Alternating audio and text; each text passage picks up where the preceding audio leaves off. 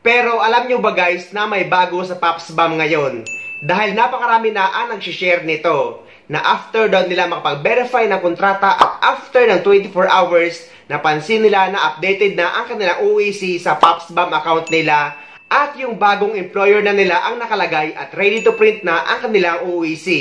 So, ang tanong ng karamihan, kapag ba ganito na nakapag-verify na sila ng kontrata at nakita nila na updated na yung OEC nila sa kanilang PopsBomb account, after nila makapag-verify, kailangan pa daw ba pumunta sa opisina ng POA para kumuha ng OEC? Ang sagot guys, kapag nakita nyo na updated na ang OEC nyo after nyo makapag-verify, ay hindi nyo na kailangan pa pumunta sa opisina ng POA.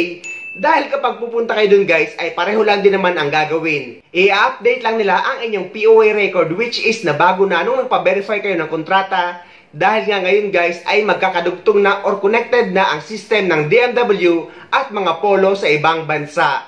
Pero yung mga OFW naman na hindi pa rin nakikita na updated na yung kanilang OEC after nila makapag-verify ng kontrata, lalo na yung mga nag-change employer, at yung mga OFW na hindi nila ma-open ang kanilang PopsBomb account, ay kailangan nyo pa rin magsadya sa POA office para doon kayo kukuha ng updated OEC nyo.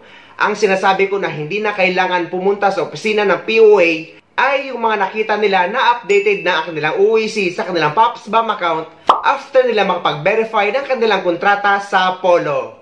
Yan naman kasi talaga yung hangarin ng DMW na hindi na kailangan pa pumunta sa opisina ng POA ng mga OFW na nagpa-verify ng kontrata. Dahil sa database pa lang ng Polo ay pwede na nilang i-update ang employment record nyo na connected sa DMW.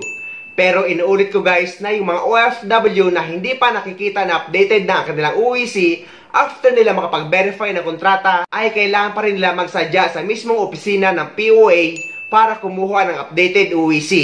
Dahil minsan nagkakaproblema rin sa system kaya hindi madalas updated. Kasi guys, may mga OFW na kahit kompleto naman na yung paliwanag mo, ay mali pa rin yung pagkakaintindi. So ayun guys, sana may nakuha kayo idea at sana nakatulong ang video na ito sa inyo.